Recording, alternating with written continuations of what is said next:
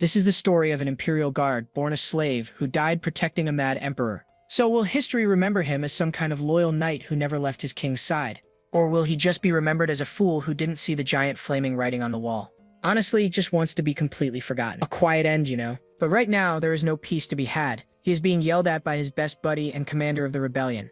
Cain, you idiot. Why'd you do that? Cain just gives him a bloody little smile. This is my choice. Now stop picking fights with me. Halo is absolutely losing it. You could have just run away. Why would you make this choice? Tears are just streaming down his face as he begs Cain to open his eyes. You dumb brick, wake up. He cradles Cain's body, just screaming his name over and over like the world is ending. But it's no use, folks. Our boy Cain is checking out. And then, suddenly, Cain finds himself walking on a shimmering surface of blue water. Trippy. He looks around, completely baffled. Where am I? Standing in a vast cosmic sea, he's wondering if this is what death is supposed to be like. Not bad. He muses to himself, freedom isn't all that great, huh? Dude, you just died. Give it a minute. A little smile plays on his lips as he remembers Halo sobbing his eyes out for him. Oh, the feels. He figures Halo will be fine on his own, so it's time to finally enjoy some of that sweet, sweet freedom. But hold on. Something feels off. The universe isn't done with him yet. Zap! A brilliant blue energy suddenly surges all around him, catching him totally off guard. His eyes widen in shock as the light gets brighter and brighter. Then a cheerful voice breaks through the chaos. You came out healthy and strong, huh, Karen? Okay, who the heck are you, buddy? The young man turns to someone else and asks, Father, do you want to try holding him? A huge, mustached man reaches out, saying what a brave little one he is. Cain is internally screaming. My youngest grandson? The man booms. What's this? This dude looks like his best friend Halo, but like ancient. As old man Halo holds the baby, he immediately starts wailing his little lungs out. Hey, what is going on? He screams. And then the horrible realization hits him. I got reborn as Halo's grandson. Oh, the irony. So, flash forward 10 years later. The knight Cain Router, who died with the Mad Emperor, is now remembered as a symbol of loyalty, all according to this boring history lesson. The teacher finishes his lecture and asks his student, what are your thoughts, young master? But the kid at the desk just flips it back on him. You tell me yours, teacher. The teacher gives the official PR version. The Archduke just wanted to restore his friend Cain's honor. The boy is not buying it for a second. Is that really true? The boy, Karen Reston, lays out his theory. I think grandfather isn't fond of his dead friend. He's sugarcoating history. The teacher starts sweating bullets. This kid's words are borderline treason. Karen explains that his grandpa resented Cain for choosing death instead of joining him in the rebellion. The teacher is stunned. He wanted a quiet death. This is not in the textbook. He nervously remembers some old rumors about the duel ending so quickly, realizing this 10-year-old might actually be right. Karen just smirks. Don't you think? The teacher cannot believe a kid figured all this out. He starts panicking, imagining himself getting executed for even listening to this stuff. Off with his head, he stammers, desperately trying to find an answer that won't get him killed. And then, out of nowhere, Karen just bursts out laughing. I'm just kidding, it's a joke, he says with a massive grin. Why are you so shocked? This kid is a menace. After class, he's walking down a hall. His name now is Karen Reston, youngest grandson of Duke Reston. Yep, he's figured it all out. He's been reborn as Halo's grandson, and he is furious that his idiot friend made him a hero. How dare he? He sees a man praying at an altar. That's Pale, Halo's youngest son.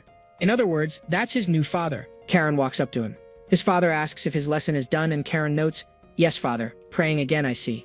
Karen asks if he's worried about his upcoming awakening ceremony, a classic RPG event. Pale looks away, apologizing. Karen asks him what he's sorry for. He admits that since he couldn't awaken any magic, he's worried Karen will be powerless too. He feels like he failed him. Karen places a reassuring hand on his father's shoulder. He's about to lay on the charm. Father, no matter what anyone says, to me, you're the best father in the world. And hook, line, and sinker. Pale pulls his son into a huge hug, calling him his sweet boy. It totally worked. After that touching moment, they head off to dinner. What does our little manipulator want? Meat, of course. Later that night, Karen is in bed, checking out a glowing blue mana stone.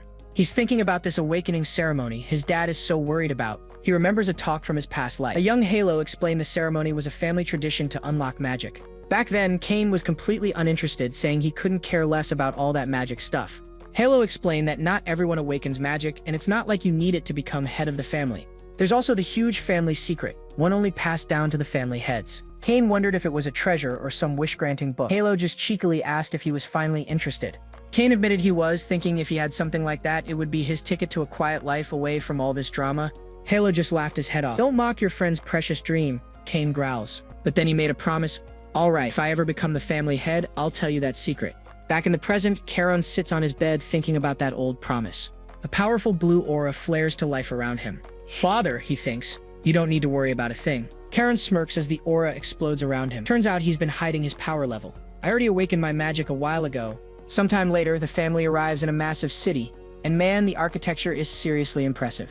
At a bustling train station, Karen's mother asks if he's impressed by the giant steam train. He plays it cool and says he is, since it's his first time ever being on one, which is technically true. She proudly explains that this very train exists because his father, Pale, sponsored the technology for it. Pale gets all flustered, laughing it off and saying his wife is telling Karen all sorts of things. His mother winks at him, letting him know that even though his dad is modest, it's actually a huge accomplishment. Karen beams, laying it on thick again. Of course, I'm really proud of father. As Pale gets shy from the praise, Karen thinks about how amazing his new dad is, even without magic. Right now, he is single-handedly funding a whopping 30% of the entire duchy's finances. That's some serious cash. He reflects on having a gentle mother and a father who's completely devoted to his family. They really are the perfect parents, a far cry from being an orphan in his previous life. As night falls, their train winds its way through a dark, rugged mountain landscape. Spooky. Inside, Karen is just quietly watching the dark scenery pass by the window. Suddenly, his mother's voice snaps him out of it, making him turn in surprise. Through the window, a massive castle comes into view, totally dominating the horizon. And there it is, folks. The main estate of House Reston, the super intimidating Azure Sea Fortress. Karen's expression hardens. This is the place where he is. The man himself, Archduke Halo Reston, the final boss of this family reunion and his best buddy in his previous life. He still can't get over the fact that Halo went ahead and made him this glorified hero. Meanwhile, Pale just stares at his son, wondering what the heck was going on in that kid's head. Just you wait, you old geezer, he mutters to himself. I'll become the biggest headache you've ever had. He's going to become the Reston family's most notorious mad dog. This is his villain origin story. As the train finally pulls into the fortress, his inner monologue finishes with a flourish. Brace yourself, Grandpa. Your adorable youngest grandson is on his way to see you. All right. Kicking things off with a mana-powered bullet train pulling into a ridiculously grand station. Our boy Karen and his dad Pale steps out to a full-blown welcoming committee. Knights, servants, the whole 9 yards. The head butler, who looks like he's seen it all, gives Pale a warm welcome. We finally get a name for this professional greeter. But Karen's not paying attention to that. His eyes are locked on some seriously elite-looking guards. The Knights of the Hayrang Order. These guys are not your local mall cops. He's already wondering if they can sense his mana. Yeah, he's awakened and he knows these knights are on a totally different level than the rent-a-cops back home. He figures it is only a matter of time before Grandpa Halo hears about his new powers. Not that he cares though. The head butler offers to show them to the main castle, and they head off. Once they get inside this massive fortress, Dad has to go see the elders, leaving Karen alone in a reception room the size of a football field. He is taking it all in, actually impressed by the Azure Sea Fortress. But a few minutes later, he is bored. Maybe he should have just asked to go to the library. Suddenly he hears someone laugh out loud behind him. A voice mocks him for being a goody two-shoes. And we meet Leo, the cousin with the punchable face. Leo starts running his mouth, saying since Karen's dad is a manaless merchant, Karen's chances are slim. Basically, go play with your meme coins, loser. Oh, big mistake. Karen's entire demeanor shifts, and he stands up so fast it actually makes Leo flinch. Someone's buttons just got pushed. Leo tries to act tough, summoning a little flicker of blue aura. Wanna go? He says. Oh honey, you have no idea what you just started. And Karen's response? He just unleashes a tidal wave of suffocating blue mana. Bam! His eyes are glowing. It is full-on anime power-up time, folks. Leo is absolutely terrified. You can see his brain short-circuiting in real time. He is just stammering, completely broken. And Karen? He has got this wild psycho grin on his face. He is all like, when did I awaken? Oh, Dad does not know. Nobody knows. This kid is a menace. He then lays it out for his terrified cousin that they have a problem. This family only needs one delinquent, he says, and I am taking the job. So you can just back off now, bro. Leo's face is just a perfect meme of shock and terror. He cannot even process the level of audacity he is witnessing. Karen's smile gets even wider. Now, I guess it's time for a little beatdown, dear cousin. Meanwhile, in another part of the castle, the grown-ups are talking. One of them casually notes that Karen has in fact awakened his mana. The butler confirms it, saying the 3 knight captains with him basically snitched the moment they arrived. No secrets in this family. And here comes Uncle Number 2, Raphael Reston. He is immediately suspicious, asking Pale if he was hiding his kid's power level. But poor Pale looks genuinely clueless. He insists he had no idea, which is probably true. Then we meet the eldest son, Tails, who tells Raphael to chill. He points out that since Pale himself has not awakened mana, it is not surprising he would not notice. Tails just scoffs and calls the whole thing pathetic, leaving Pale completely speechless. Family reunions in this house must be a blast. But before they can trade more insults, a servant bursts in, looking absolutely terrified and calling for the head butler. This kid looks like he just saw a ghost, sweating and pale. He finally manages to stammer something about the second young master, and everyone's attention snaps to him. Raphael is on his feet in an instant, his face twisting into pure fury. Forget 0 to 100, this guy went 0 to 1,000. We cut back to the reception room and yup. Leo is sprawled out on a couch, looking like he got hit by a truck. Karen is just standing there calmly as Raphael takes in the scene. Karen tries to give a polite little introduction, but he does not even get the words out before things escalate. Wham! Raphael grabs him by the shirt and lifts him off the ground, screaming about him being an ill-mannered mutt. Pale rushes in, yelling at his brother to stop. But Raphael is just demanding to know what Karen was thinking. The rage is real. But Karen simply says, "Cousin Leo insulted my father." He even grabs Raphael's hand and glares at him with total defiance. "If someone insulted your father, would you have just stood by? Checkmate, you beautiful little monster." Raphael screams that he is spouting nonsense. Pale is trying to defuse the situation, but it is not going well. He then turns on Pale, blaming him for not raising his son right. Finally, the head butler steps in like a referee. "Please stop, all of you. He's the only adult in the room, apparently." He announces that the Lord will handle this personally. Uh-oh, off to the principal's office you go.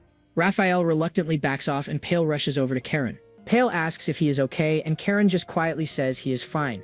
And so, the whole dysfunctional family unit heads off to see the patriarch. The moment they start walking, Karen's face turns cold and serious. He is thinking, "It has been a while, Halo.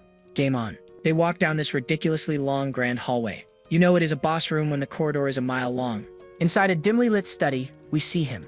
The man, the myth, the legend, with the glorious mustache. Halo Reston looks up as his chaotic family enters. The final boss has appeared. He immediately asks why they are causing a ruckus.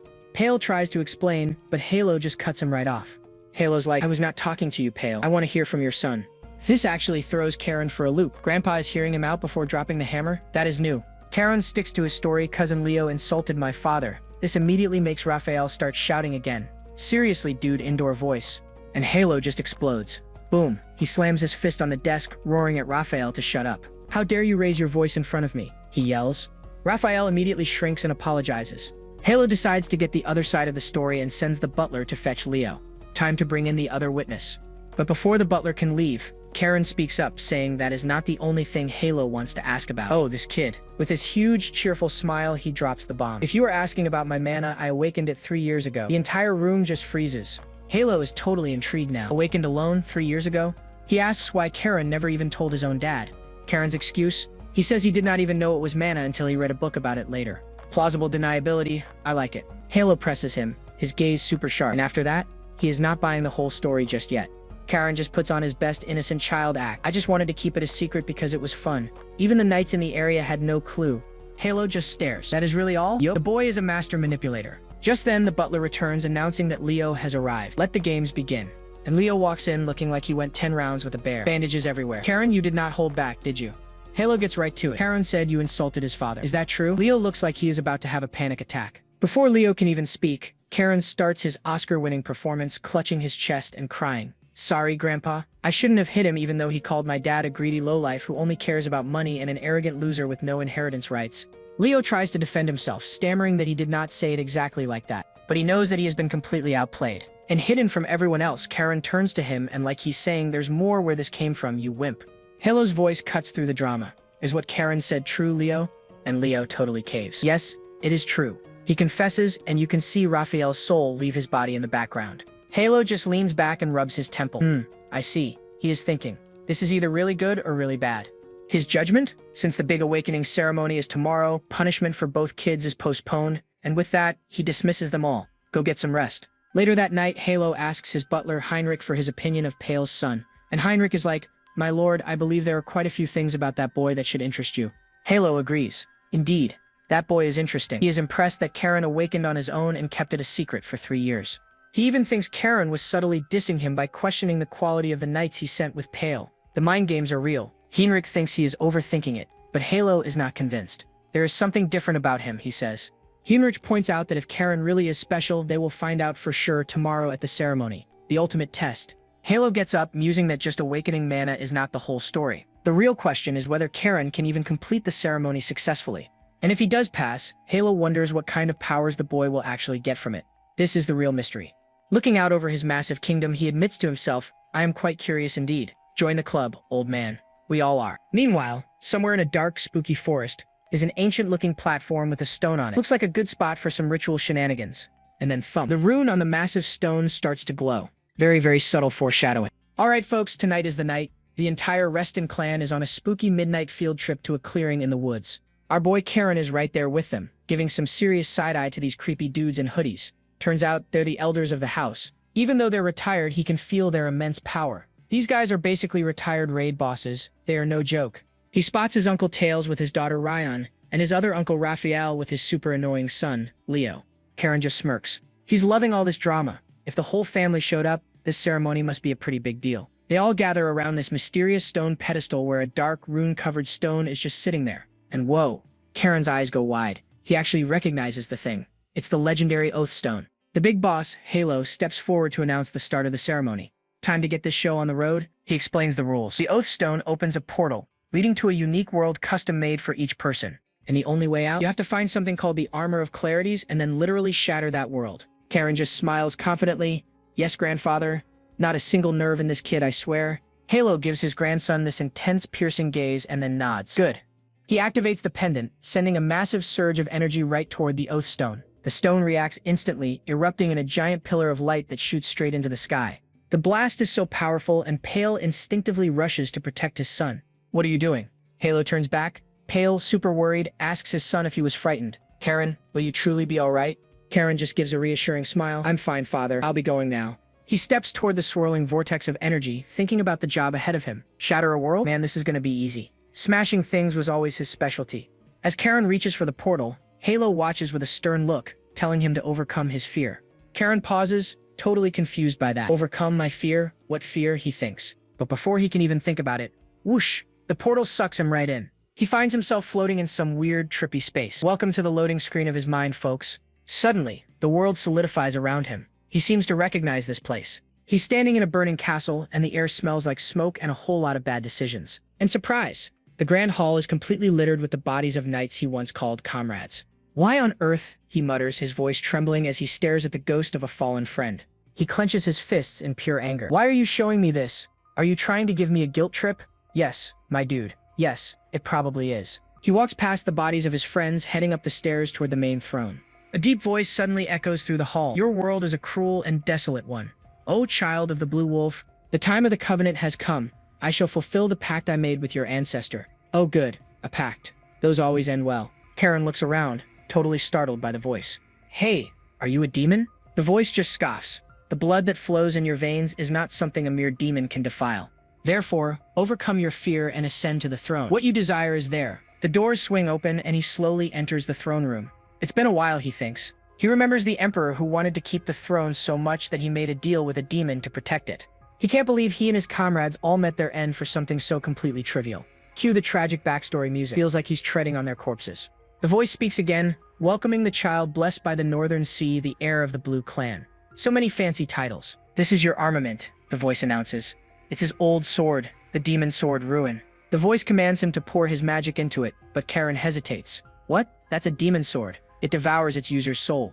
The voice reassures him that its demonic will has already been nerfed by his grandpa Halo. What he sees is just an illusion. A ghost of his past self appears. Only you can awaken it, the voice says. Karen nervously wonders if it is okay to touch. He's trembling, completely terrified that he'll go back to being the mindless killer he once was. Suddenly, an image of his shirtless dad appears. Overcome your fear, Karen. Thanks, buff ghost dad. Then Karen smiles. Old man Halo acting all kind and wise, something is up. He is finally starting to get it. This ceremony isn't just to get a cool new weapon, it's for the heir to awaken the magic of clarity and overcome the source of their own fear. The final boss is yourself.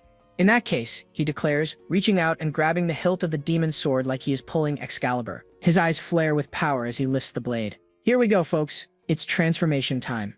A massive surge of energy explodes from him, and it's like he's plunged into a deep ocean. He feels an incredible power coursing through his veins. This is the magic of clarity. He looks up at the sword, which is also getting a complete makeover. The dark, menacing outer shell flakes away, revealing a sleek, refined blade underneath. The voice explains that he doesn't know the reason, but the sword has taken on the form of their founder, Rahel's sword. Halo also has a founder's sword, Graham. But unlike Halo's sword, this one was never actually recorded in history. A secret legendary item? Nice. And that is because the power it holds is of a completely different nature from the rest of his family's magic. He grits his teeth as the raw magic from the sword surges into his body, basically engraving itself onto his soul. He staggers but manages to stay on his feet. The voice tells him to bear it and that the sword was being engraved on his body. He grits his teeth, feeling the violent flow of magic inside him. He holds the sword up. So the magic of clarity is really something else, huh?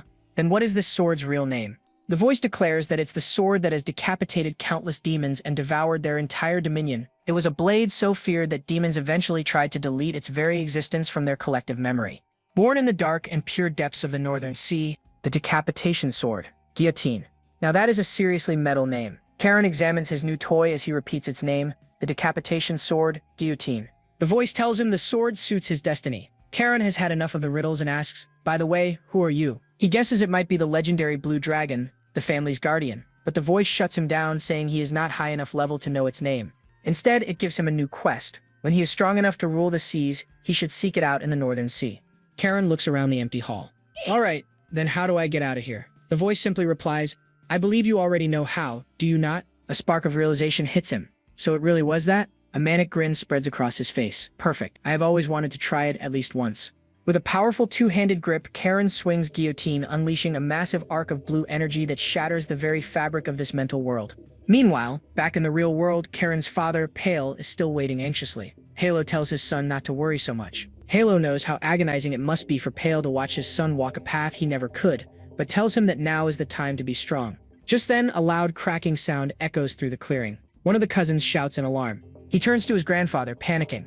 Grandfather, the oath stone is breaking. Halo looks on, completely stunned. The stone erupts in a massive explosion of blue magical energy, shattering the ground. What in the world is happening? Halo wonders. You and me both, old man. When the light finally fades, the shattered remains of the stone lie on the ground. Standing in its place is Karen. I'm back, he says nonchalantly. With a massive, troublemaking grin, he looks up at his dumbfounded family. Where'd the oath stone go? This kid is a menace to society. Karen pops out of the void, landing right in the middle of the shattered stone of oath. Whoops. The entire Reston clan just stares, their jaws collectively on the floor. Their ancient sacred artifact is now just a pile of rubble. Pale is absolutely losing it. What the heck has his kid done now? Grandfather, was all Karen could say, smiling sheepishly. Grandpa Halo, however, is not amused. He's giving Karen the 1,000-yard stare of ultimate grandfatherly disappointment.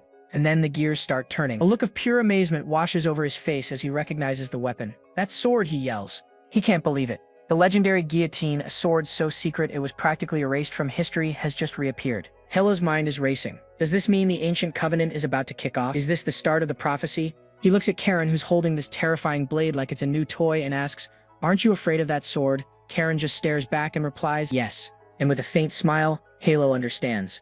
I see. Cue the dramatic flashback. His mind jumps back to an ancient pact made with blue dragons to wipe out all the demons, but their ancestors failed, leaving behind the Oath Stone as a kind of magical IOU for a future generation to clean up their mess. He looks from his own massive shadow to the tiny kid with the legendary sword. Could it be? Is Karen the chosen one? All right, decision made. Halo raises his hand, about to drop an absolute bombshell on the entire family. I, Halo Reston, declare Karen the direct descendant qualified to inherit the Spirit Sea style, chosen by the decapitating sword guillotine. The rest of the family is completely stunned. This rookie is getting the most prestigious title just like that? Raphael looks like he's about to explode. Pale, however, ignores all the drama and rushes to his son's side. Are you hurt? Karen just calmly says, no, father. Tails is staring at the blade, totally baffled. He thought he knew every family heirloom, but he's never even heard of this thing. And honestly, you can't blame him. The sheer power radiating from that sword is terrifying just to look at. Tails just stares at father and son, thinking Karen is walking a path Pale never could, but you can see the gears turning. He's not letting this kid ruin his own plans. Halo turns to leave. The ceremony is over, he announces. Time to go home, people. As the group starts to break up, Raphael immediately confronts his older brother, Tails. Brother, are you really just gonna stand by and watch this happen?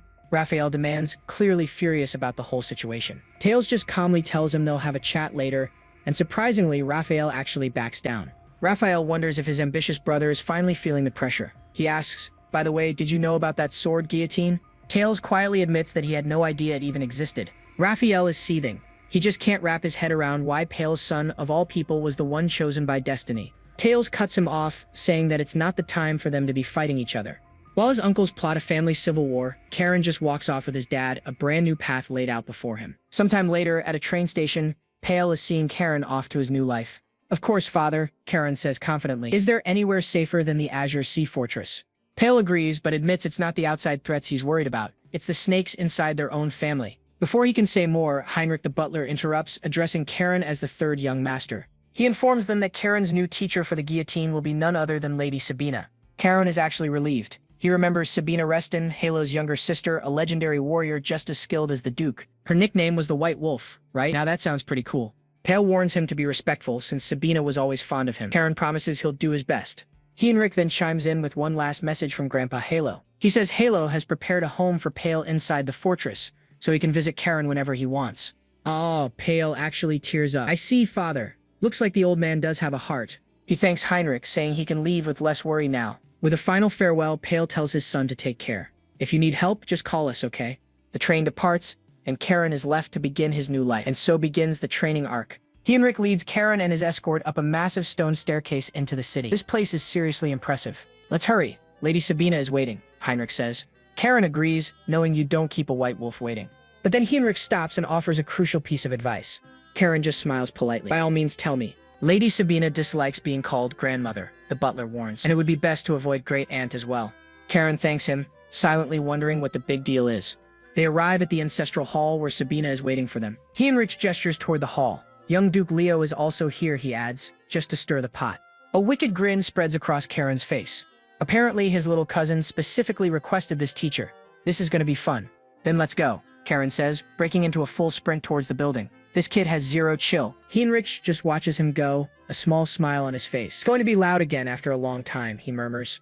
As Karen approaches the hall, he feels an immense wave of magical energy radiating from inside. A voice calls out from inside, "Why are you just standing there? Get in here." He pushes the door open and goes for a formal introduction. I, Karen Reston, son of Pale, greet the White Wolf, but as he gets a look inside, his eyes go wide with absolute shock. A woman's voice asks, "Why the long face? Are you disappointed I'm not the old lady you expected?" Because sitting on the chair isn't some old woman. It's a stunningly beautiful and suspiciously young-looking blonde. She smirks at him. To think it's adorable little Pale's son. Time really does fly. Karen is just stunned. Did she use magic to rebuild her body? He realizes she must be an 8-star level mage. Sabina immediately cuts to the chase. She tells Karen to quit gawking and take a seat. And where does she point? Right next to his terrified cousin Leo, who flinches like he just saw a ghost. Karen leans in with this smug grin. He's like, "We'll be seeing each other often, won't we? Please take care of me, big bro." The sarcasm is just dripping off this kid. But Sabina interrupts, suddenly curious. She didn't expect a kid to know the title White Wolf. Karen pulls the classic "I'm a history buff" card. And you know what? Sabina totally buys it, saying he's just as interesting as her brother claimed. Oh, you know, our boy's ears perked up at that. He just has to know what Grandpa said about him. She flashes back to Halo's words. He told her Karen is a boy she'll find quite to her liking. Looking at him now, she's starting to see it. Halo got all poetic, saying Karen is a ship lost at sea, and her job? To be his personal lighthouse. And yep, she gets it now. Just one look and she can feel his potential. It's wild, it's vast, and it's totally off the charts. His power is like a freaking ocean. A rough, untamed wave that's getting ready to cause a tsunami. Sabina looks at Karen and poor useless Leo and smirks. Oh yeah, things are about to get real interesting.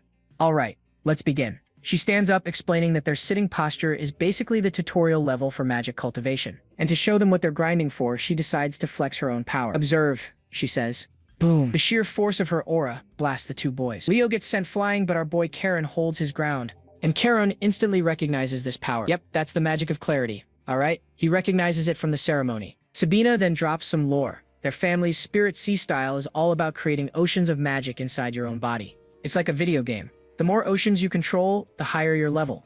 8 oceans gets you to an 8-star rank. Merge them all, you hit 9-star.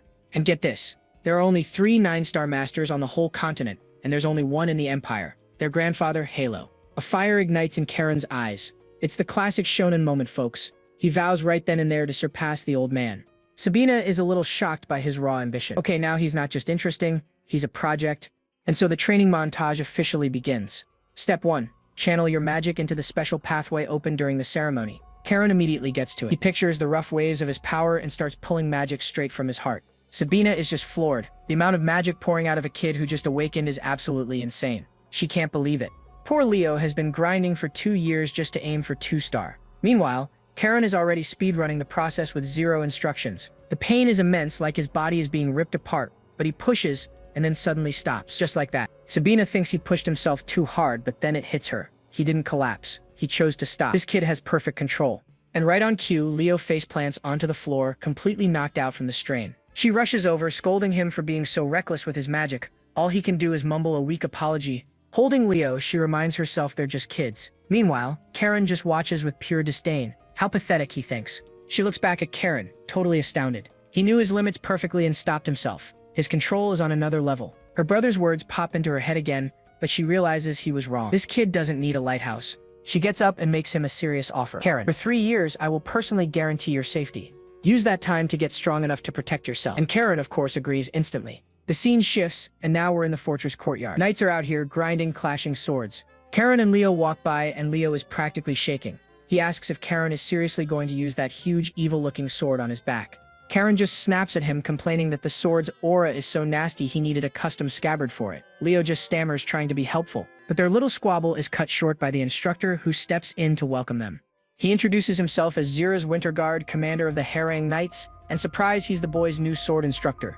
Karen puts on a polite smile, but his brain is already running scans. Yep. This guy is an 8-star master. Zira's lays down the ground rules right away. He's not calling Karen by his fancy title until he earns respect from the knights. Karen just shrugs.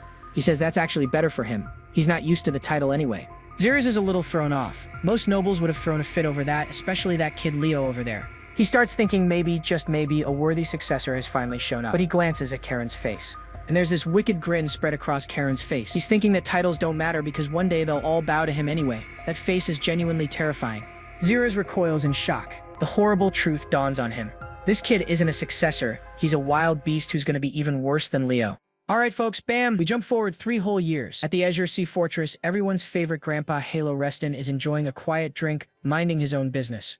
But that peace doesn't last long. His sister Sabina bursts in, compliments his taste, and then immediately calls him out for stealing her drink. She lays down the law, reminding him she's been stuck teaching his grandnephews for 3 years. So yeah, he owes her some expensive wine. Halo just gets all sentimental, musing. Has it really been 3 years already? Time flies when you're raising a little psycho. He cuts to the chase and asks Sabina for her honest opinion on Karen after all this time. And she does not hesitate for a second. Her blunt assessment? That kid's a monster. Halo just laughs it off. But Sabina clarifies that calling him a genius would actually be an insult to whatever he is. Yikes. He then turns his attention to the silent knight commander standing nearby. Zira's, you feel the same way. Zira's, who's been observing Karen like a lab experiment for 3 years, confirms it. I completely agree with Lady Sabina. He starts listing off Karen's stats like a game character. Physical ability, raw talent, determination, and courage are all maxed out. He even claims Karen's talent surpasses his eldest grandson Hugo, the so-called genius of the entire empire. Oh, the family drama is about to get spicy. Sabina chimes in, basically telling her brother that a loose cannon like Karen is going to cause a massive civil war in the family. She spells it out for him. Karen's existence is a direct threat to his other sons and the entire line of succession. This is getting good. As Halo pours another drink, he plays dumb, asking if she really thinks his sons would hurt their nephew. Hey, Sabina is not having it. She tells him to cut the act. As soon as the Empire hears about Karen's power, the inheritance battle is going to get ugly. A super tense silence fills the room as the 2 siblings have an epic stare down. Who's gonna blink first? Sabina breaks the silence, wondering if the family's luck is finally running out now that the Stone of Oath is broken and monsters are everywhere. Nonsense, Halo declares, shutting her down immediately. Looks like he knows something we don't. And here comes the lore drop. He reveals an old family prophecy: the one who breaks the stone is destined to forge a new one, just like their ancestor. Sabina and Zira's are completely stunned. Halo explains that this means the time of the pact is coming. This sounds important. She realizes this puts a massive burden on Karen's shoulders. She asks when Halo plans on telling him he's the chosen one. With a super confident smirk, Halo just says when the time comes. Of course he does. So dramatic. Meanwhile, Karen's father, Pale, is reading a letter from our boy. Karen updates him on training and tells him to wear a coat. What a good son. Karen brags about mastering the sea style and claims he's being a great role model for his cousin Leo. We'll see about that. And at the end, he has the nerve to ask for more allowance. Pale can't help but laugh. He starts reminiscing with his butler Heinrich about how anxious he was when he first left Karen at the fortress. Heinrich dryly points out that thanks to Karen, the fortress hasn't had a single quiet day since. I believe it. Pale's expression immediately turns worried. I told him so many times that standing out won't do him any good. But Heinrich offers a different take. But jewels can't help but shine even if they stay still. What a poet. The butler warns that they won't be able to keep Karen's insane power level a secret for much longer. The cat's coming out of the bag. Pale understands. This means Karen is about to get his first official mission as a member of the Blue Wolves. What really worries Pale, though, is how his 2 older, power-hungry brothers are going to react to all this. Heinrich offers a single piece of good news to calm him down. Lady Sabina cares deeply for Karen. Pale visibly relaxes, a small smile appearing on his face. Right. Auntie's there too. Phew, crisis averted. He's glad to hear it, mentioning that his aunt was always good to him as well. It's nice to have allies. Pale even jokes that the allowance, bribe money, they've been sending Sabina probably helps secure her loyalty. But his anxiety reboots. Wait, isn't Auntie going to leave the Azure Sea Fortress soon? Heinrich tells him to chill out about that too. He's got it covered. He reveals that Karen has already built a strong bond with the knights, so much so they gave him a pretty disrespectful nickname. Pale nods, a small smile on his lips. Oh yeah, he's heard about it. They call him the Azure Sea Fortress's young mad dog. And honestly, it fits him perfectly. Speaking of the mad dog, we cut to the training grounds, where a giant knight swings a massive wooden plank down with a roar, but Karen blocks the hit with his own sword, completely shattering his weapon. The knight, Hans, immediately surrenders, but Karen isn't having it. He starts yelling at him for holding back. Karen berates him, screaming that Blue Wolf's swordsmanship requires them to put everything on the line. How can you be this weak? Hans argues back that Karen's the only one who'd call him weak, plus he's injured. Karen just scoffs, I tell you, you've got balloon muscles. Hans is totally baffled by the new insult, but Karen insists he's just telling him a truth no one else will. What a great friend. Sighing, Hans admits he can't even keep up with Karen anymore unless he uses magic. Our boy's stats are growing way too fast. Hans mentions that Karen could be deployed on a mission soon, which totally catches the boy by surprise. Hans explains that Zeras will decide when they go, since the big boss is off in the capital. He figures they'll probably get sent to the western granaries where monster sightings are on the rise. Another knight overhears and gets hyped. Leo, who's sparring nearby, gets completely distracted by the news. His partner has to yell at him to focus. Still, the idea of a real mission gets stuck in his head. You can see the gears turning. He thinks to himself, maybe father and mother will be happy if I successfully complete it. Aw, poor kid just wants some approval. Back in Pale's study, he reveals the real reason for his visit. And it wasn't just to chat about Karen's letter. He hands Heinrich a small cloth pouch and asks him to take a look inside. This feels ominous. Heinrich takes the pouch, noting it was found by inspectors in a merchant's wagon from a place called Barony Bellis. His eyes go wide with shock as he pulls out a tiny, glowing blue shard. His monocle almost pops off. With a grim expression, Pale confirms what it is. Cocaine, drugs. He orders Heinrich to investigate Barony Bellis immediately. Heinrich's face hardens. He understands exactly how serious this is. This is bad. Really bad. Later that night, a train squeals to a stop at a dark, totally empty station. Spooky.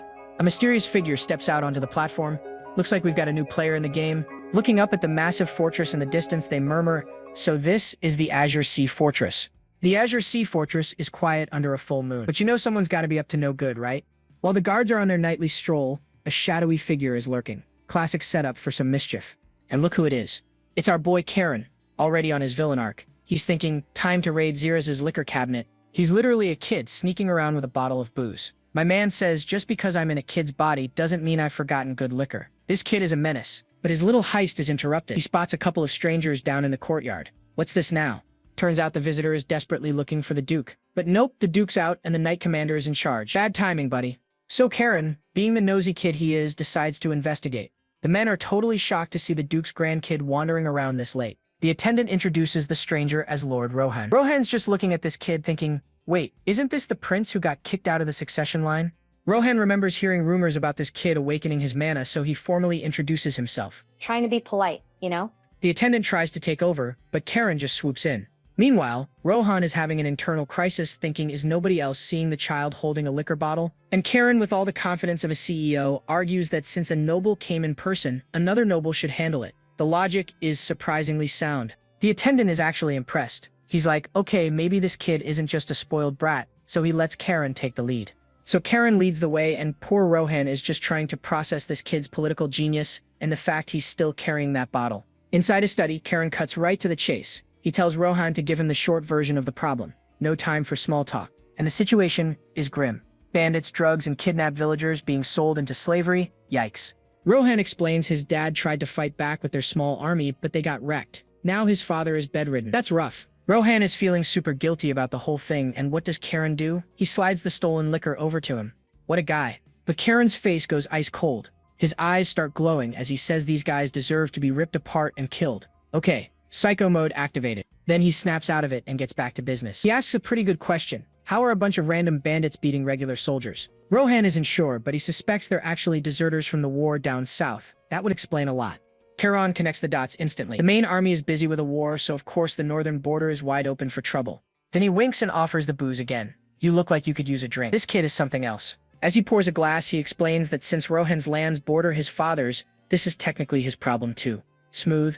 He even offers to go handle it himself. Rohan takes the drink, thankful but still super weirded out by this whole situation. Then Karen casually drops a bomb. By the way, I stole this from Lord Zira, so let's keep this a secret. And Rohan does a perfect spit take. Bam! And speak of the devil, the door bursts open. It's a very angry Xeris. I thought we talked about you touching my liquor. Poor Rohan is apologizing like his life depends on it, but Zeros just waves it off. He tells him it's not his fault. Zeros then gets serious, confirming he knows about his problem with the bandits. Yep, that's why Rohan's here. He's requesting for backup from the Blue Wolf Knights. While they're talking, Zeros just snatches the glass right out of Karen's hand. You're too young for this. Karen's cry of my drink is just priceless.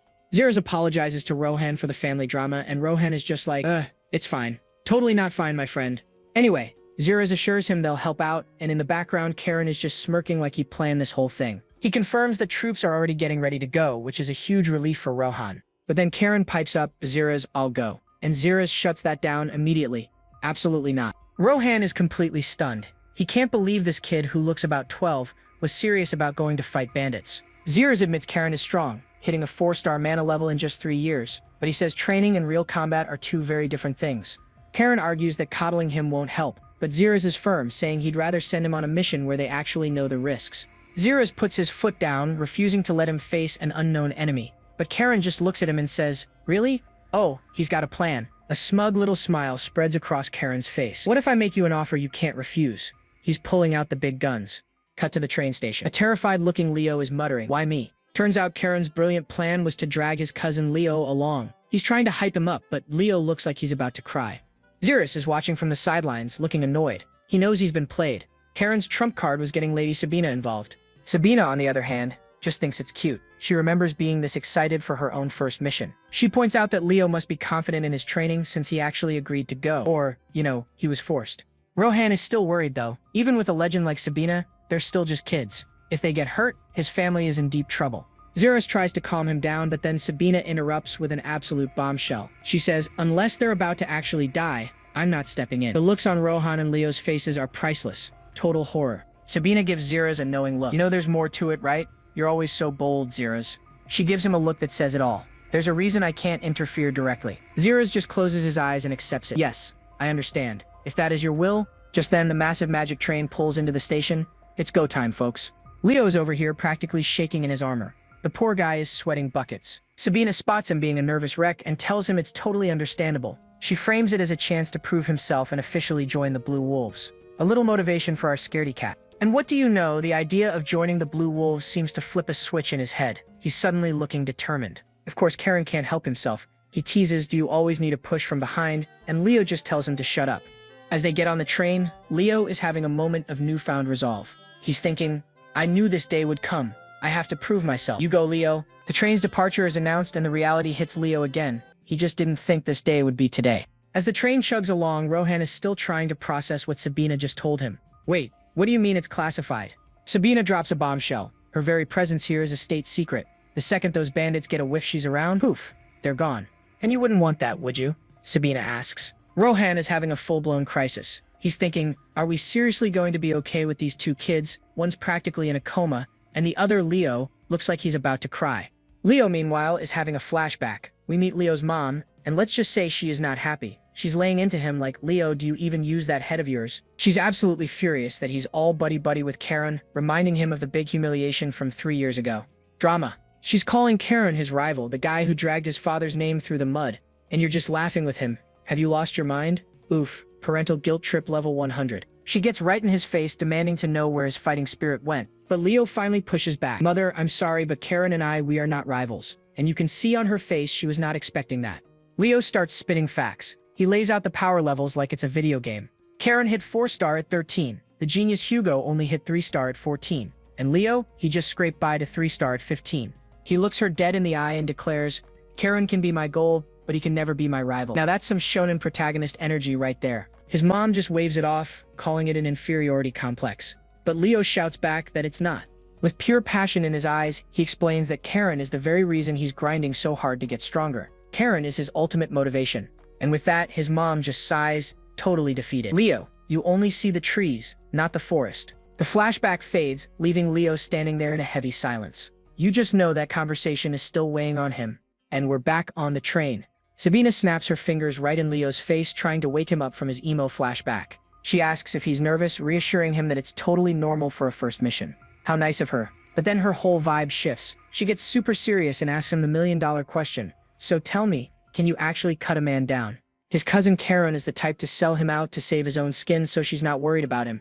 Hey, that's too much. Karen mutters, finally waking up from his nap. She completely ignores Karen and gives Leo a big hug, telling him not to doubt himself. I know you've worked harder than anyone these past 3 years. And then she drops the mic with a confident smirk. Besides, wasn't it I who trained you? Oh, so she's his master, the plot thickens. Leo's whole face lights up with renewed determination. He looks up and calls her, yes, master, and you can tell she loves the sound of that.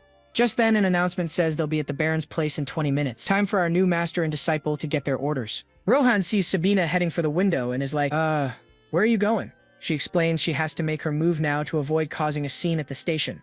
Rohan is panicking because, the train is moving. But Sabina just casually tells them she's just Lady Sabina now. Karon's smirk says it all. He's loving his master's chaos. With a casual I'll be watching from nearby, Sabina just yeets herself out the window of a speeding train.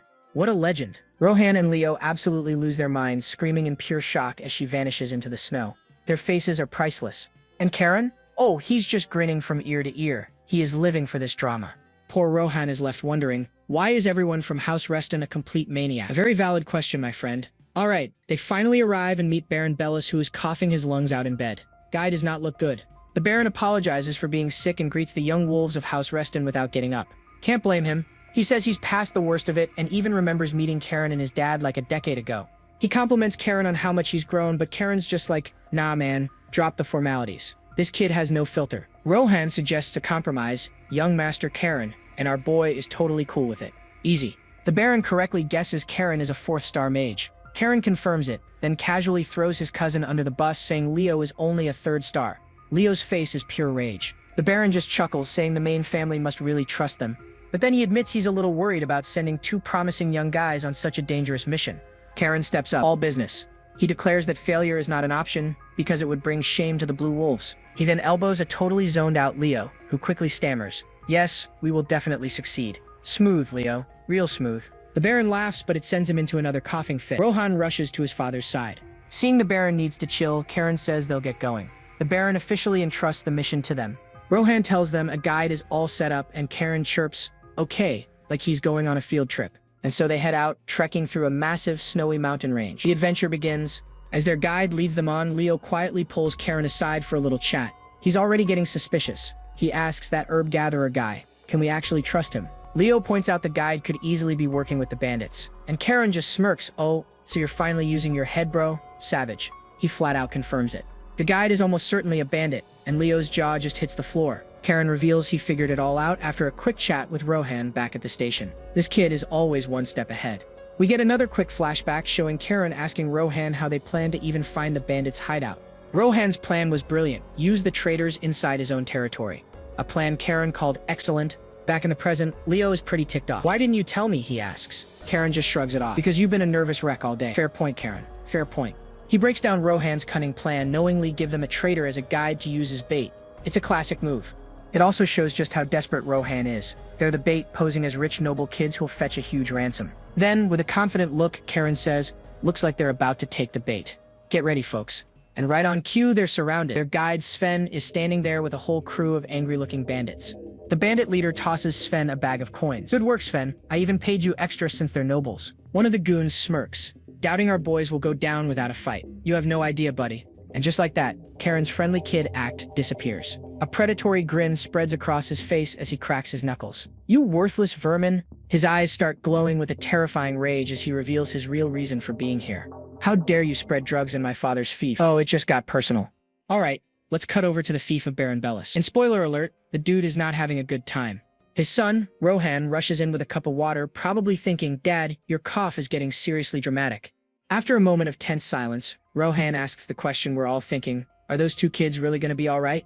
But the Baron has a galaxy brain take on this. He says sending just 2 boys proves how ridiculously confident the Azure Sea Fortress is. He starts getting flashbacks saying that Karen Kid reminds him of a young Duke Halo. Not just in looks, but in that whole, I'm chill but I could end your vibe. And with that classic old man wisdom, he confidently declares that they can bet all their chips on these 2 teenagers. What could possibly go wrong? And we cut back to the mountains. We go from a peaceful Bob Ross painting to a Quentin Tarantino movie real quick. Because Karen just went full psycho mode. He's a whirlwind of blue lightning, slicing up bandits with a smirk that says, I enjoy this a little too much. Our boy Leo is just standing there, completely useless with his jaw on the floor, watching Karen tear through these guys like they're made of paper. The trader guide, bleeding out in the snow next to his bag of cash, uses his last breath to call Karen a monster. Yeah, no kidding, dude. And Leo can't help but agree. This kid isn't a knight. He is without a doubt an absolute monster. One of the last bandits standing is screaming at his boss. These guys are built different. We need to retreat like yesterday. But the captain is all ego. He roars that he's not losing to some milk-sniffing brat and charges him like a total moron. He powers up, glowing with a red aura, and brings his giant axe down for what should be a world-ending swing. But Karen stops it cold. With one hand, the level of disrespect is just off the charts, folks. His eyes are glowing, he looks totally bored, and just mutters one word. Noisy, coldest line of the year right there. And then zing! Karen's sword splits the captain's head clean in two. Game over, my friend. Leo is just frozen, looking down at his own sword like he forgot he even had it. Yeah, you drew that on pure instinct, buddy. A little late, though. Meanwhile, Karen just casually flicks the blood off his blade. Oh, now my hands are dirty. This guy is way too cool for school. Leo is absolutely rattled. It wasn't just Karen's skill, it was the overwhelming, terrifying aura coming off his sword, guillotine. He literally felt like the sword could jump out and slice his throat at any second. Seeing this, the last bandit immediately hits the surrender button. And just like that, Karen's psycho mode switches off. He cheerfully asks the guy for his name. The bandit stammers, "My name is Urha." Then Karen gets this wicked grin. He asks Urha if he's got a rope and tells him to bring it over. A few moments later, Leo is completely baffled, because now he and Karen are the ones with their hands tied. Leo's like, what is this plan? Tying them up is one thing, but we're letting this random bandit carry our legendary swords? But Karen, our resident evil genius, explains the master plan. To be convincing bait, they have to look totally helpless. Can't be walking around with swords, that's just bad acting. Time to grind for some intel. Karen calls out, "Hey Urha, you guys are deserters, aren't you?" Just puts him on blast right there. Aura spills the beans immediately. Yep, they're from the Keys Kingdom's army. Karen presses him for more, asking how many of them there are. So Urha says there are 130 of them total. Oh, and they also have a mage with 2 knight bodyguards. This just got a lot more interesting. Inside his head, Urha is having a full-blown panic attack. He just realized he messed with nobles from House Reston, the legendary monster family of the Empire. Oops. Leo chimes in, asking why they came so far north. Urha nervously explains their commander promised them enough loot to retire and buy a beach house. Karen's Sherlock mode activates. The story is full of holes. An infantry commander with a mage? And if it's money they're after, why are they here when this fief is dirt poor? Something is seriously fishy here. Right on cue, Urha announces they've arrived. Karen figures, well, guess I'll get my answers the fun way. They're spotted by guards on a watchtower who seem pretty surprised that Urha actually brought someone back alive. The guards are immediately suspicious. Why are you alone, and why are you carrying the prisoner's weapons? You didn't get your butt kicked again, did you? But Urha's a quick thinker. He claims all the glory for himself, saying his buddies are off chasing the rest of the party. Total lie, of course. He impatiently tells them to just open the gate already, and the guards, being lazy, just shrug and do it. As they walk into this sad-looking wooden fort, other bandits start making fun of Urha. He just tells them to shut up. And Karen is just thinking to himself, man, for a bandit, this Urha guy is a total pushover. I almost feel bad for him. But then, bam! Karen senses a super creepy and powerful energy coming from inside the fort. The vibe just went from 0 to 100. He can feel his sword guillotine literally humming in response. He's wondering, could it be what he thinks it is? Leo feels the creepy vibes too, but before he can even ask about it, they see the source of the problem. And it is not a pretty sight, my friends. We've got a dead body impaled on a post in front of a grotesque crow-like statue. Yep, these guys are making ritual sacrifices. Karen knows exactly what this is. He's seen this kind of messed up stuff before. And right in the middle of the compound is a massive, swirling red magic circle. This is 100% the work of a dark mage. The plot thickens. And just like that, the trap is sprung. A massive red magic circle flares to life, trapping Karen, Leo, and their super shady guide, Urhan. As a massive shadows start to form, Karen yells at Urhan to untie them and give them their swords. He tells Leo to get his sword, Sylphid, and be ready. Leo has no clue what's going on, but Karen just drops a classic anime line. You'll be needing it soon. And right on cue, skeletal warriors start crawling out of the ground. You can practically hear their bones creaking as they get ready for a fight. Urhan is absolutely shrieking his head off now. My guy's face is white as a sheet as he finally figures out what's going on.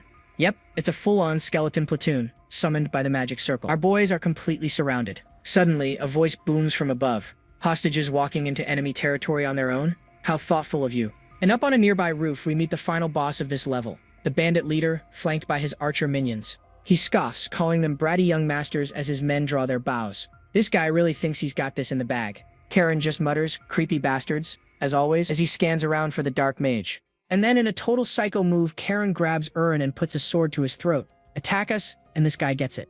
You okay with that? Leo is just speechless. He's like, what the heck? Taking hostages? What about the honor of nobles? Poor, sweet, naive Leo. Even the bandit leader up on the roof is just staring, completely baffled by this turn of events. He's literally thinking out loud. A noble, taking hostages? Aren't you guys supposed to be all about honor? Karen's reply is ice cold. Am I not allowed? Meanwhile, Urin is begging for his life in the background. The leader just smirks, calling his bluff. You're amusing, kid, but you made one mistake. A hostage without value is worthless. That guy is completely useless. Do whatever you want with him. Ouch, that's gotta sting. Karen clicks his tongue. So you're utterly worthless, huh, Urhin? The guide can only stammer out an apology. You almost feel bad for him. Almost.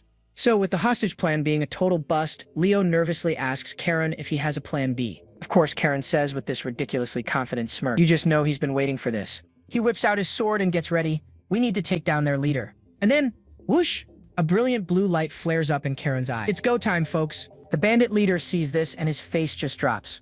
Blue magic?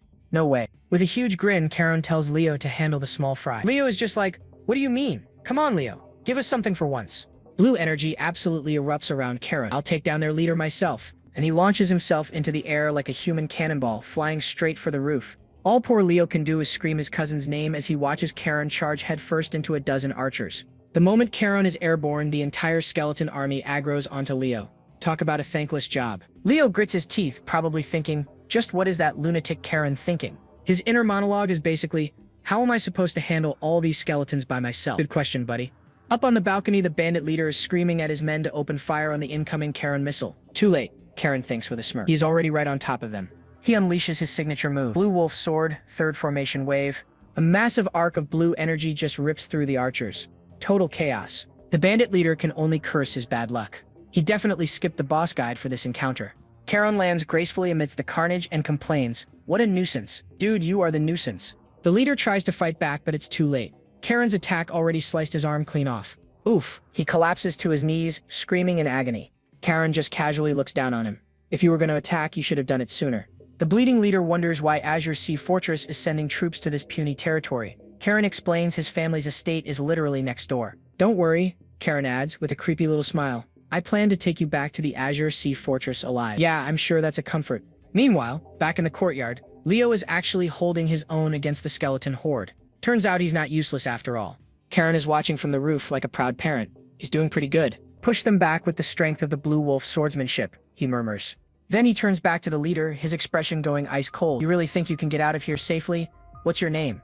The leader grits his teeth. Michael Knox. And just like that, a random bandit gets a name. You know he's important now, folks. Without another word, Karen just plunges his glowing sword right through Knox's leg. Yikes. Knox is just screaming his lungs out.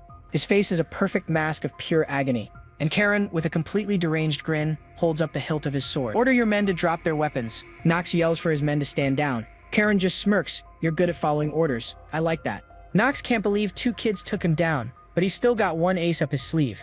Karen reads the man's smug face like a book. You're still waiting for backup, huh? Were you counting on those dark mages? He asks. And just then, the magic circle starts disappearing. Did you really think my family would just send 2 kids without a guardian? Right on cue, the main gate is blasted off its hinges. And a voice complains that they wasted her time because they couldn't catch the dark mage. And then Sabina strides in, casually holding the dark mage's severed head by the hair. Well, that's one way to make an entrance. Her expression is just completely unimpressed. Like this is just another Tuesday for her. Leo and Urhin are totally shocked to see her. Leo yells, teacher, while being completely grossed out by the head she's carrying. She immediately tells them they failed the mission. But Karen just scoffs and gives the defeated Knox a good kick. But you still liked our approach, right? Karen asks, completely unbothered, as Knox goes tumbling down the stairs. Sabina looks at the piles of bones. You're just like my brother, recklessly charging in without a plan. I'll give you bonus points for that, she says, and then just flicks the severed head away. You were just like Arrestin, but you're getting points deducted for the sudden hostage stunt. I mean, fair enough. She looks down at the severed head, then asks Karen why he took Ura as a hostage in the first place. Karen explains he wanted to hit their blind spot, since nobody expects a noble to pull a hostage stunt. Surprisingly, Sabina agrees with his psycho logic. Leo calls him a lunatic, and Karen actually takes it as a compliment. At this point, even Knox is thinking this whole family is nuts. Sabina orders the boys to take Knox back to the castle for a little chats. I'm sure that will be pleasant. As Knox gets dragged away, his last thought is one we can all agree on. The Reston family is completely insane.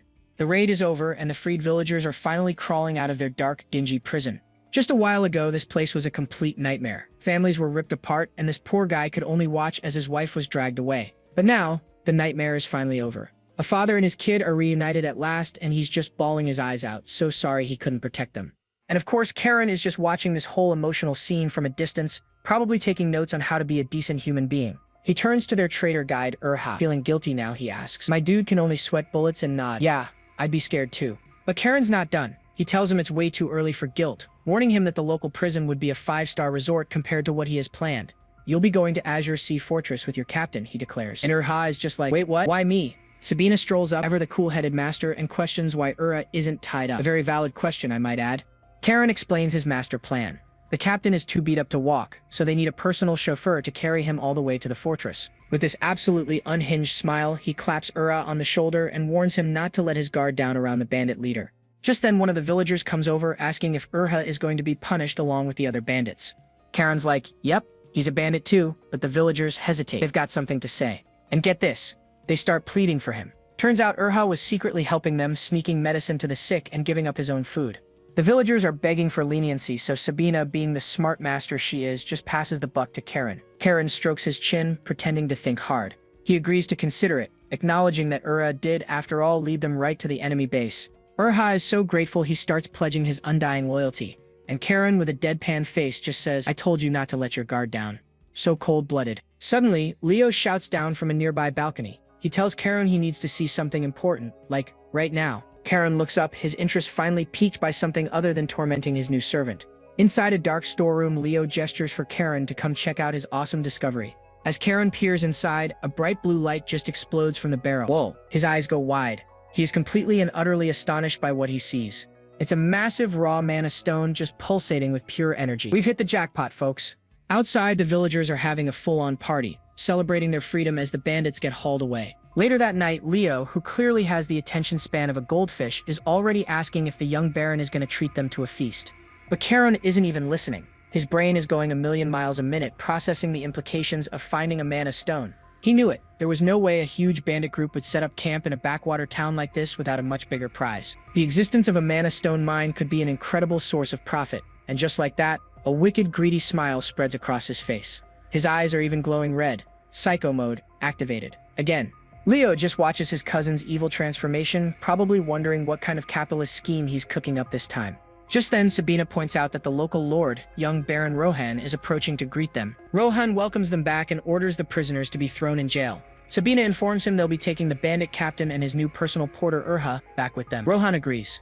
When Rohan tries to talk business with Sabina, she just blows him off. I'm just a guardian here, you can talk to my disciples, she says. Rohan invites them all to a banquet, but Karen cuts him right off. We need to return immediately. Can we speak now? Flustered, Rohan gets straight to the point, the mission fee.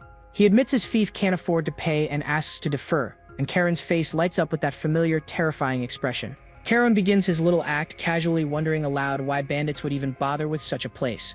He calls the barony of Bellis a hick town, a backwater with no special products. Rohan is just gritting his teeth, trying not to punch this kid. Then Karen reveals the bandit's true motive, presenting the glowing mana stone to a completely shocked Rohan. He asks if Rohan knew about the mana stones. The poor Baron stammers that he had no idea a mine even existed in his territory. With the hook perfectly set, Karen moves in for the kill. And so, I would like to make a proposal.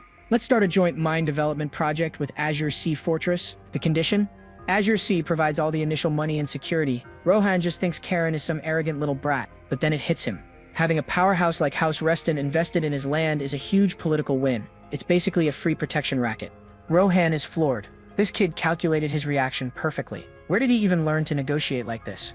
Karen adds that if the project goes through, they might even station the Harang Knights there, solving Bellis's money and defense problems in one shot. Completely won over, Rohan gets down to business, asking what kind of profit-sharing Karen has in mind. Karen expertly deflects, smiling innocently. You should discuss that with my father. It's a bit much for a child like me. So now the little cretin remembers he has parents. Rohan agrees, promising to discuss it with his own father. They part ways, vowing to be in touch soon. As they leave, even Sabina can't help but crack a small, impressed smile. Her little monster is growing up. Later, as they travel under the full moon, Karen finally gets to ask his master a question that's been bugging him. He asks why she said things would get complicated back at the bandits' stronghold. Sabina holds up a sack, a wiggling sack. It was because of the man inside. Leo assumes she means the black mage she captured. She corrects him. This man is no simple dark mage. She reveals his identity, Ted Delic, a six-circled dark mage and a Class 2 wanted criminal. Karen is stunned. She scolds them both. While they were busy with the small fry, they missed the real threat, a high-level criminal operating right under their noses. She tells them true strength comes from fighting strong opponents. Had they defeated the Black Mage first, the minions would have been irrelevant. Because they failed to identify and eliminate the leader, the mission can only be called a failure. Karen solemnly accepts the lesson. Leo, feeling totally ignored, just hangs his head in the corner. Poor guy. He snaps to attention, ready for his own lecture. To his surprise, Sabina actually praises him. She says he did better than expected, especially since it was his first time fighting the undead. She tells him to have more confidence, and he agrees, a new spark of determination in his eyes. Meanwhile, back at the Azure Sea Fortress, the Duke is just returning. He's greeted by Heinrich and immediately asks if there are any special reports. All business, this guy. Heinrich informs him that Karen and Leo have successfully completed their mission and are on their way back with Lady Sabina. Their conversation is interrupted by a frantic messenger running towards them like his life depends on it. He breathlessly announces the arrival of a letter from the Imperial Palace. The Duke is confused. He recalls that the Emperor said nothing important before he left the capital. But as he reads the contents, his eyes fly open in utter shock. Get this, my friends. The Emperor himself is inviting Karen to the capital. What? Unaware of the summons that awaits him, Karen sits quietly on the train, probably thinking about the next chaotic thing he can do next. A sleek, mana-powered train zips through the snowy night, pulling right into the station. Choo-choo, folks, we have arrived. On the platform, we see Urha carrying the bandit leader over his shoulder. He's looking up at the absolutely massive Azure Sea Fortress. The guy is stunned by its size, but his buddy is more worried. He's like, hey, you're not seriously believing what that brat said, are you? He's trying to get Urha on his side, whispering they need to watch for a security slip-up if they want to make it out alive. Good luck with that, my man. But suddenly, bam, Urha punches him in the face. Shut up, he yells, as if he'd listened to someone who called him useless while he was being held hostage. Well, that's one way to handle it. A voice cuts in, calling Karen noisy as ever, and look who it is. It's his dad. Pale greets his Aunt Sabina, who remarks that since he's been summoned here, he must have heard what happened. It's because of all the trouble Karen stirred up. Classic Karen. Leo gives a deep, respectful bow to his Uncle Pale, greeting him warmly. What a good kid. Pale just smiles and tells Leo he's heard all about the great work he did in the barony. The praise is flowing, folks. He adds that their brother probably heard too and will be pleased. Poor Leo looks totally overwhelmed, just stammering in agreement. Pale suggests they all head up and get some rest after their long trip. Seems reasonable. As they walk, Sabina gets down to business, asking Pale if he knows anything about the Empire's shaky political situation. Pale explains that the big shot houses are all buddying up, led by the Salmon Dukedom and Diaz Marquise. Uh-oh, alliances are forming. Sabina adds that their brother had planned to meet with them, but he canceled everything after a bad chat with the Emperor. Drama. So, the Salmon Dukedom and Diaz Marquise. Turns out these two were the main players who kicked out the Mad Emperor. Important backstory alert. Now they hold all the real power. Pale thought this was a good thing for the Empire, but now things are looking pretty grim. Pale sighs that the age of peace feels like it's ending. Sabina agrees, saying it's time for their family to finally make a move. She points out that Karen's little stunt might actually be a good thing. It gives them an excuse to park their troops in another family's territory. She calls Karen, quite the interesting one, for pulling off something so useful at the perfect time. Our boy is a natural-born chaos agent. Karen, who totally overheard, just laughs. You're too kind, Aunt. It was nothing. But Sabina deadpans, I wasn't praising you, though. Ouch. Just then, a man approaches the group, congratulating them on a job well done. A new character has entered the game. It's Zera's Winterguard. He tells them he's heard all about how they took down the deserter bandits. The knight confirms the guy he's carrying is the boss. Zera's orders an immediate interrogation to squeeze out every last drop of info. Another knight points to the guy who carried the leader in, asking who he is. A very valid question, actually. Karen casually reveals, oh, that guy? He's a bandit too. The man completely freezes, crying out in terror, betrayed by the psycho kid. But then Karen tells them to go easy on him, because he's thinking of keeping the guy as a personal servant. Zera just says, I got it. Karen tries to dip out, but Zera stops him dead in his tracks. Your mission isn't finished yet. No escaping the paperwork, my friend. He informs them they need to submit a report, for reassessment and to improve future performance. Corporate buzzwords even here. Leo asks if they each have to write one. Zera clarifies, the two of you can write it together. At least it's a group project. Karen immediately passes the buck. Great. Since I did all the hard work, you can write it. Leo weakly suggests they do it together. Karen puts his arm around Leo, reminding him that once it's submitted, their uncle, Leo's dad, is going to see it. He tells Leo to focus the report on his own amazing efforts, calling it a perfect chance to score points with his dad. Karen is a master manipulator. While Karen explains why his own name can't appear too much, Zera tells his subordinate, Hans, to go lock up the prisoners. Just then, Sabina tosses a heavy sack to Zera, telling him to take care of the bounty for a wanted man. What a power move. Then she smoothly adds, also just consider the kid's report as mine and we'll call it even. Aunt of the year, getting them out of paperwork. As Zeres deals with the prisoners, Karen shouts a cheerful, "Good luck, brother," before ditching Leo to do the report by himself. Zeres asks where he's off to. Karen declares he's heading to the training chamber, since he just hit 4-star and can finally use it solo. Zeres watches him go with a slight smile, amazed that a 13-year-old would go straight to grinding after his first mission. Meanwhile, in a grand hall, Halo is addressing his sons and advisors. Time for some serious plot development. He reveals that monster sightings around the fortress have been increasing. He then tells Heinrich to summon the Knight Captain. Heinrich immediately complies, ordering the captain to be brought in right away. No time to waste. The captain arrives and presents a box announcing, "I brought the item you requested, my lord. The mystery box has arrived." Halo opens it, revealing a piece of monster hide. It's from a creature that appeared in the Western Granary region. He says it looks ordinary at first, but as soon as he touches it, bam, sinister dark energy starts pouring out of the hide. Halo's expression turns super grim. The dark energy in this hide is far from normal. You don't say. He reveals the shocking truth. It's the Mad Emperor's dark magic. Wait, what? Jails is completely stunned. And honestly, so are we. This is a huge reveal. He stammers out that the Mad Emperor died a long time ago. Yeah, that's what we thought too. Halo stays calm, explaining that if the Emperor's magic is in these monsters, it means one of two things. His eyes flash with intensity. Either it's his lingering malice, or the Mad Emperor is still alive. Now that is a plot twist. Jails connects the dots, figuring this must be related to the political mess. Then he drops another bomb. The Emperor heard about the Bellis incident. And now, His Majesty has invited Karen to the capital. Well, this just got a whole lot more complicated. Halo immediately refuses to send Karen alone. He plans to send Leo and the Blue Wolf Knights with him as backup. But here's the catch. They'll only go if Leo agrees to it. Hale looks pretty worried about leaving it up to the kid. Raphael questions if this is a good idea, but Halo is firm. If he doesn't want to, I won't force him. He dismisses the worry, saying Leo is just a kid. But Halo has something more important on his mind. He needs to know what Karen was thinking when he made that deal with the Baron. He orders Zeres, "Bring Karen here." Back in the training chamber, Karen is meditating, and holy smokes, he's got this immense blue and purple mana swirling violently all around him. Alright, so we find our boy Karen meditating like a true shonen protagonist. Check out that swirling blue mana, he's really grinding those XP points. But his spidey senses tingle, and he opens his eyes. Standing there is his swordmaster Zeres, pulling the classic "Don't worry, I just got here" line. "Sure you did, buddy." Karen hops up, knowing something's off. He points out Zeres has never ever come to his special training room before. He's basically saying, "Spill it, old man, this must be serious." Zeres lets the tension build for a second before dropping the bomb. He tells Karen to pack his bags because he's going on a little trip to the capital. Karen's like, "Wait, what?" Turns out the big boss himself, the family head Halo, wants a little chat. Yikes, this sounds like getting called to the principal's office. So they march down this ridiculously long hallway, looking all important. A servant swings open these massive doors and announces Karen like he's royalty. And inside, it's a full-on family intervention. Grandpappy Halo is at the main desk, with Uncles Jails and Raphael flanking him like vultures. Halo's like, "So, I heard about your little field trip. But hold on, this isn't a good job, kid meeting." Halo's eyes start glowing and he grills Karen about going rogue and making deals with the Bellis family all on his own. The gears in Karen's head finally turn. "Oh, I'm in trouble." Then Uncle Jails jumps in, basically calling him an arrogant punk who probably ticked everyone off. But our boy Karen is cool as a cucumber. He looks straight at Grandpa and says, "Nope, I made an offer, and he took it." End of story. He then says he had to ignore all that fancy noble etiquette for something way more important. Now Halo's leaning in, totally hooked. He's like, "Oh really? And what's that?" Karen looks him dead in the eye, pauses for dramatic effect, and plays his ultimate honor reverse card. The family's honor. Boom. Mic drop. And you can see the moment it clicks for Halo. He's stunned. This little psycho just spun his rogue mission into a noble act for the family's sake. What a cunning little monster.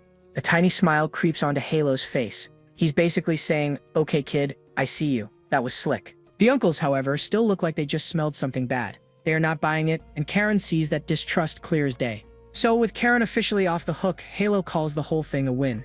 He then tells Karen's dad, Pale, to go finish up the paperwork. Of course, Uncle Jails has to get one last jab in, smirking that dad gets to ride his son's coattails. Pale just takes it in stride, ready to leave in the morning. But wait, there's more. Halo whips out a fancy scroll. Next on the agenda, a letter from the Emperor. He wants to see you, Karen. Karen and Zeres both do a classic anime double take. Holy smokes, news about this kid travels faster than bad gossip. Karen's brain goes into overdrive. He remembers the letter arrived before Grandpa even got home. He knows this isn't the puppet emperor, it's the shady nobles using him. Grandpa Halo actually looks at him with a bit of concern. He tells Karen, "Look, if you don't want to walk into that snake pit, you don't have to." He knows all those capital city nobles are just itching to figure Karen out. Halo thinks maybe it's better to just lay low for a while.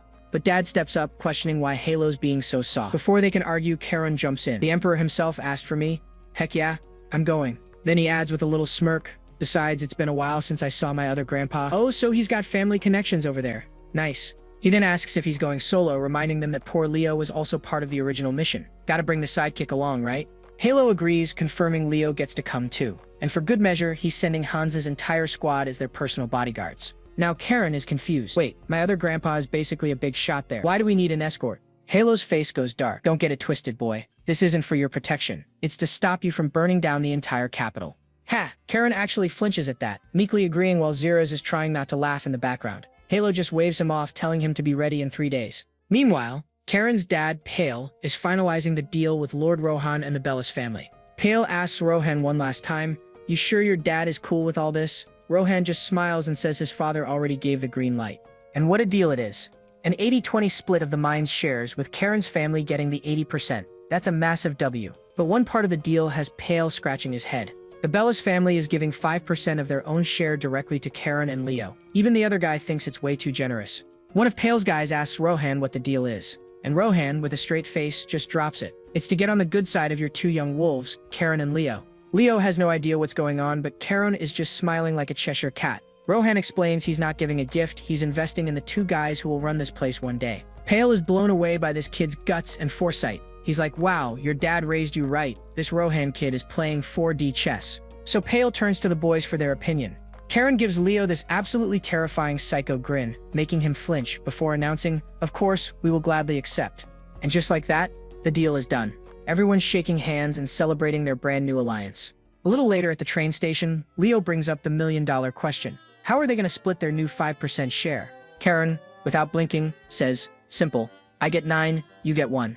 Leo's jaw just hits the floor. He can't believe what he's hearing.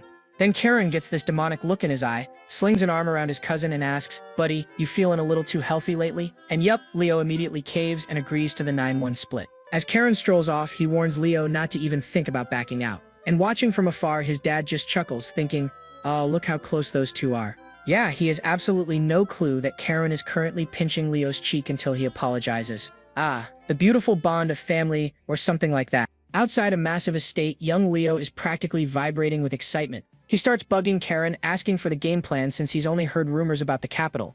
Leo's like, "Dude, we're meeting the Emperor," but Karen just sits there completely unimpressed and reading a document. Our boy Leo is already daydreaming about the capital's social scene and all the beautiful women. Priorities, my friend, priorities. Suddenly, a voice cuts in, praising the capital as a hotbed for powerful warriors. And who is it? Their master, Sabina, just casually perched on the furniture like a cat. With a bottle in hand, she tells them this little field trip is going to be a very good experience for them. She hops down, demanding wine glasses for their first mission.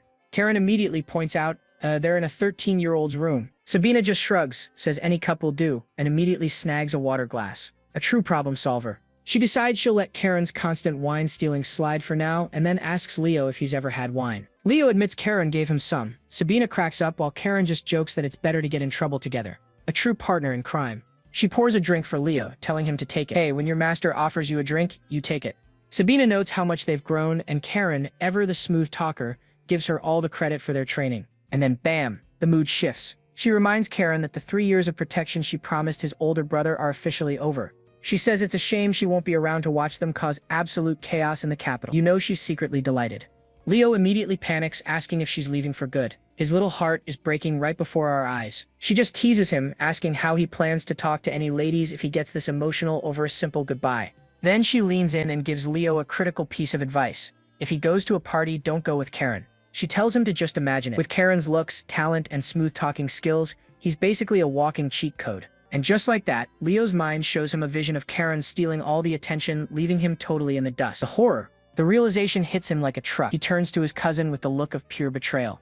Leo grabs him, begging, "Please don't block my path to romance." Karen just snaps back, calling him a simple-minded fool. I mean, he's not wrong. Sabina finally cuts in, telling them both to shut up and drink. Leo happily agrees, and the chaos settles down for the night. Later, in a seriously lavish office, a man named Halo Reston is enjoying a drink all by himself. There's a knock at the door. It's his son, Pale. Halo gives him the okay to come in. Pale walks in, and Halo gets straight to the point, confirming their negotiations with Barony Bellis went well. Pale explains the young Baron Rohan was so impressed he literally handed over company shares to Karen and Leo. He called it an investment in the future. Halo notes that the Baron raised a pretty sharp kid. Halo decides that gaining a strong ally is a good outcome for the family. No kidding. pops. He then officially puts Pale in charge of everything related to their new friends at Bellis. He offers his son the drink and Pale gratefully accepts. A little father-son bonding time.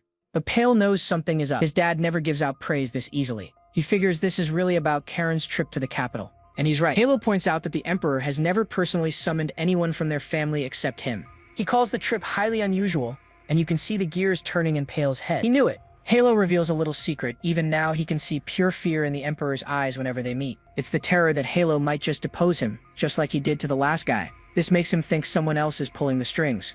Pale asks if he thinks it's political, and Halo confirms it 100%. Considering the current political climate, Pale points out that his father easily could have just refused the Emperor's request. Halo calmly agrees that yeah, he could have, but he didn't. This man is playing a whole different game. When Pale asks why, Halo pauses for dramatic effect. Come on, spill it. His real motive? He's curious to see how big Karen's vessel is. He wants to test his potential. He explains that since Karen was chosen by the founder's sword guillotine, he's destined to be at the center of everything and face endless danger. And that's why he accepted. If Karen is going to carry the family's future, he needs to be tough enough to handle the pressure. Halo then hits his son with a simple question. Are you worried? Pale takes a moment and chugs down his drink. You can feel the weight of the question. He looks up, his expression completely firm and without a single shred of doubt. I believe in my son, Pale declares with total conviction. What a Chad dad. Halo just stares at him for a long moment before a small smile appears on his face. A fine answer, he says, clearly pleased with his son's response. The next morning, Sabina is on her horse, ready to ride out. Zeros is there to see her off. He asks if she's not even going to say a proper goodbye to the boys, but she says it's fine. She mentions she had a great time sharing their wine last night, and Zeros realizes she drank his wine. You can feel his irritation. She just brushes it off, saying the boys will be busy, so it's better to just leave quietly. A classic Irish goodbye. She says her farewell, and Zeros promises to stock up on more wine for her next visit. He's a good sport. As she starts to ride off, she glances up at one of the mansion's windows. And look who it is. Karen is there, watching her go. They share a silent, knowing look. A perfect student-master moment. With one final shout to Zeros, Sabina gallops away from the fortress like a true hero. As she rides off, her final message echoes, I'm returning to the North Sea. It's like home, so come visit any time. I'll be waiting with good wine. Karen stands inside, holding a letter she left, amused that she'd leave with just a note. He thinks to himself, well, now that my master is gone, I guess my uncles will finally start making their moves. And right on cue, a figure appears behind him. It's his uncle, Jails, announcing that his aunt has left. Karen immediately recognizes him and thinks, speak of the devil, as Jails's eyes flare with a menacing blue light. Our boy Karen is getting ready to leave for the capital, and he is already completely over it. Zeros has to remind them this isn't a vacation. They're representing the family and have to look good for the Emperor. Karen spots some extra muscle. Wait, why is Hans' squad coming with us? Zeros explains it's for, protection. A knight immediately pipes up. It's because you might cause trouble. Karen instantly snaps back. Shut up, Hans. But before they can go, Karen has to have a little chat with his dear old uncle Teles. Teles confirms the Emperor himself sent the invite. Then he cuts right to the chase. No time for small talk. With a super serious look, he says, Karen, I hope you won't behave in the capital the way you do here. Oh, Karen knows exactly what that means. It's a classic thinly veiled threat. I'm watching you, buddy. Teles spells it out for him. The capital is full of enemies, and if Karen messes up, he'll be punished. Harshly. Karen just flashes a super sweet, innocent smile. Thank you, uncle. I'll do my very best to meet your expectations. With a final travel safely, Teles turns his back and walks away. So dramatic, this guy. The second his uncle is out of sight, Karen's friendly mask drops. Ha! Harsh punishment, don't make me laugh. His eyes glow with that signature psycho blue light. I'll make sure that arrogant face of yours twists and turns. Just you wait. Back on the platform, the train's ready to go, and Karen is already bickering with Hans again. Of course, a bald knight suddenly runs up, thanking Karen for giving him another chance. Oh, you poor sweet summer child. Karen just smirks, telling the guy he's actually being escorted to the Imperial prison. The knight's face just falls. As the poor dude starts begging, Karen coolly replies, depends on how you behave. Ice cold. Zeros gives them one last warning not to cause trouble before they finally board the train. Good luck with that, Zeros. But suddenly, a voice calls out his name. It's his father, Pale, running to catch him before he leaves. Karen is genuinely shocked to see him. Pale, completely out of breath, says their grandfather summoned him. He says he just wanted to see his son one more time. He even mentions Karen's maternal grandpa is excited for his visit. Pale places a hand on Karen's shoulder, his face filled with genuine concern. It's a rare moment of actual parenting. Please come back safely, he begs. Then he adds, and try not to cause too much trouble. Yeah, he knows his son. Meanwhile, back at the villain's headquarters, an aide tells Teles that Karen's party has departed. The aide reveals they have intel that another relative is scheming in the capital, but Teles looks completely unbothered. On the train, Karen is already bored out of his skull. He asks Hans how long this trip is going to take. Hans informs him they'll pass through the Tebi Autonomous Territory in about 6 hours. Only 6 more hours of boredom. Leo gives us a quick lore dump. Tebi is a unique city where money equals power and commoners elect their own mayor. Hans adds that Tebe and the Azure Sea Fortress are on pretty good terms. They even hire their knights for major jobs. Just as they enter Tebe, Karen gets that troublemaker glint in his eye. He suggests a little detour, and Leo is all for it. But then, Karen's expression shifts. His sword, guillotine, is vibrating. Something's not right. He knows exactly what this means. His sword is basically a danger detector, and it is going off. Could his uncles have planted a spy? No, he thinks they wouldn't risk getting caught. Too messy. If the threat isn't on the train, then it must be outside. Heron immediately snaps into action. No time to explain. Alert everyone, prepare for an attack, he shouts. No more Mr. Bored Guy. The knights draw their weapons, ready for a fight. But Karen wonders, how can someone attack a moving train? Well, Karen, it seems this group of mysterious cloaked figures has the answer to your question. They've laid a trap, a huge pile of explosive barrels stacked right across the tracks. Subtle. As the train barrels towards them, a figure with a torch casually lights the fuse. The fuse burns down in a flash, reaching the barrels just as the train arrives. Perfect timing. Boom. A massive explosion erupts, sending fire and smoke soaring into the sky. Well, that's one way to stop a train. That's a wrap on this recap. Hit that subscribe button to help us keep pumping out awesome content. Catch you in the next one.